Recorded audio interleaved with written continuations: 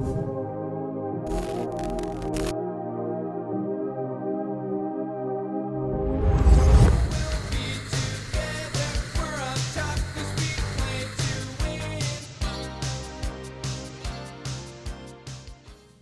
great philosopher of our time, William Smith, once wrote a ballad about how Miami was the greatest city in this country. But what he forgot to mention was the infestation of motorcycle ninjas. Against the ninja, we will fight the battle to win. Against the ninja, we will fight to battle the sin.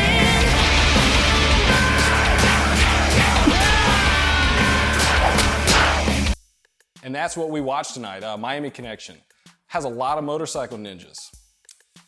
This movie is loosely based on a band called Dragon Sound, who loves Taekwondo and friendship and 80s metal. And they're... Could you say it's a 80s Taekwondo power rock and roll band? I wouldn't say that. So anyway... Turns out they're playing in the wrong part of the city. They're playing in the heart of the narcotic central in Miami. We have Orlando gangs, we have workout gangs, we have motorcycle ninja gangs. I mean, they're all here. They're all here. We've got all of them. Every piece you would expect in that very specific puzzle. And Dragon Sound pissed every single one of them off. So what are they gonna do? Well, they could do whatever they want because they all have black belts in Taekwondo. And they're pretty bad. It's just one thing you gotta know. They're all black belts in Taekwondo and they're pretty bad. You wouldn't think this movie actually exists. You'd think this is a fever dream. There's no way this movie actually exists. Ninjas, biker gangs, those two don't go together. Well, you'd be very much mistaken. This movie exists, and it is probably the greatest movie I've ever seen in my entire life. We watched it. The movie doesn't have much of a plot, so we can't really talk about that. I'm not gonna lie. I mean, every scene is just jumbled together, really shitty audio. You have no idea what they're saying. There's no subtitles here. You're just basically coasting through it as well as you can. But there is a ton of action scenes, if we could say that. Like our great, fantastic cameraman over there once said. Miami Connections? More like none of those punches connected.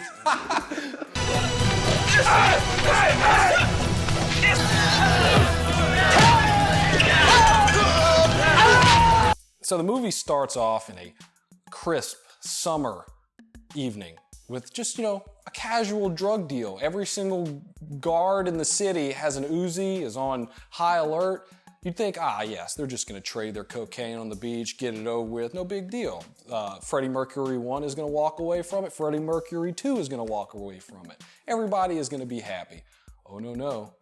We have our stealthy ninjas riding in on their Harley Davidsons and Hondas like nobody's business. And they're coming to steal that cocaine and all that duffel bag of money. And that's exactly what happens. We get our first little taste of Miami Connection.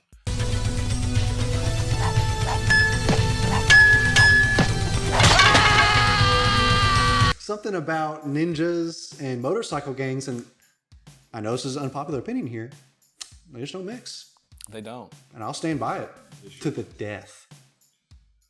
I just want to go out on a limb here and say that this movie didn't have a script. I truly believe this movie did not have a script. What I believe is that YK Kim, who is the, director, writer, pretty much everything. He's that kind of guy that wants to put his name under every single role that...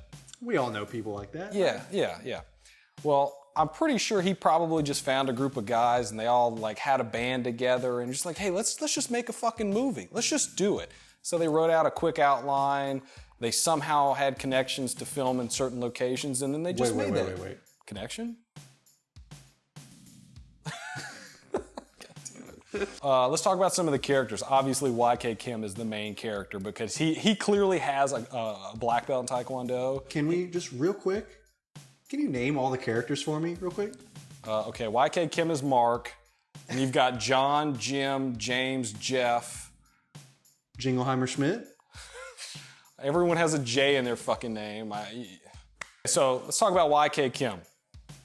clearly has a Taekwondo black belt, has experience in that department, but supposedly all the other characters, they're all orphans for some reason, international orphans in the Dragon Sound band, and they all also have Taekwondo belts, and their entire catalog of music revolves around the art of Taekwondo.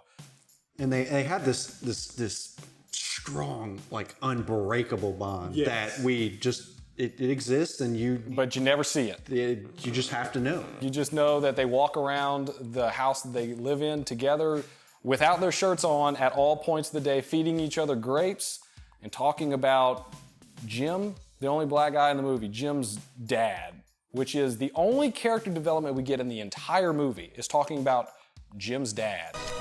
My father! I found my father! And he has this emotional scene where he just cries about his dad leaving, and it comes out of fucking nowhere. My mother was Korean. And my father was Black American. John, he is dating the main drug dealer's daughter, which is a huge point of contention between the two. Right. In fact, whenever she's in class and John goes to pick her up, and they walk out, he finally meets Jeff. Jeff. Jeff, this is my friend John. Oh, Jeff, I heard a lot of good things about you. Where'd you find this son of a bitch? He's a friend of mine from school. A friend? How can you act like that? Shut up! He was not very happy about meeting John. Yeah, her friend. Yeah, a friend. A friend?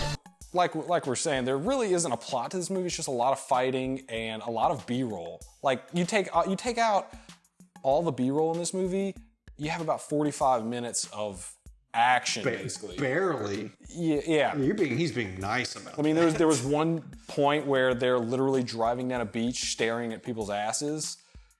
Just like B-roll, them like flirting on the beach, but it just doesn't. There's no. Everything drags on for way too long.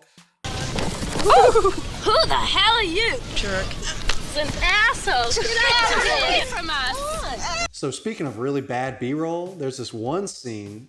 You know what I'm talking about? Yeah, the one with all the Taekwondo practicing. Is that what we're talking about? The massive filler of Taekwondo? I think so.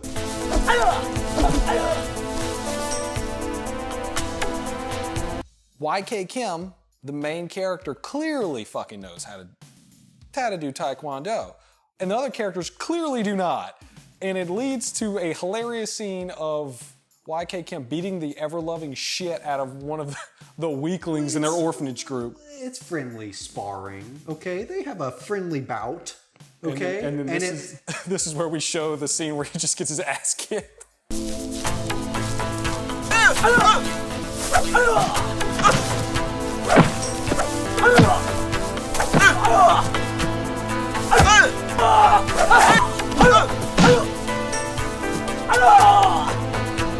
My favorite scene in this movie, and I think that you're with me on this, the end with the father.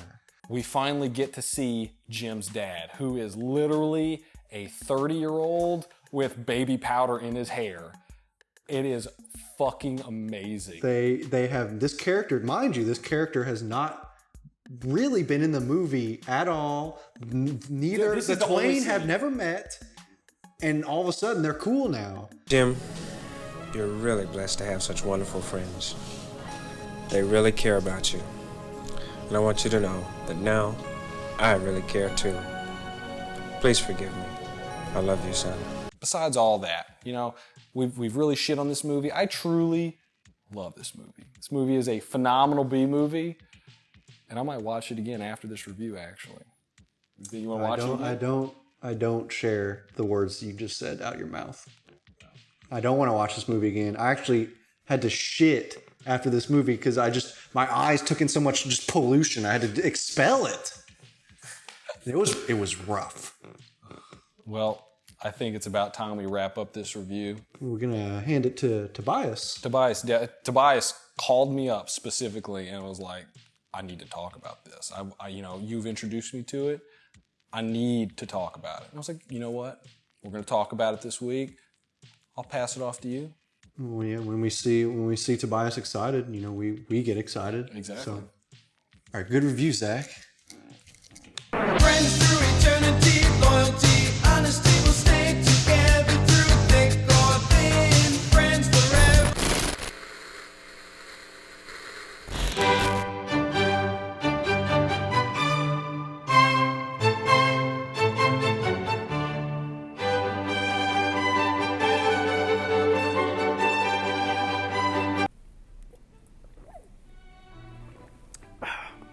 Oh, good morning. Tobias J. Fettuccini here.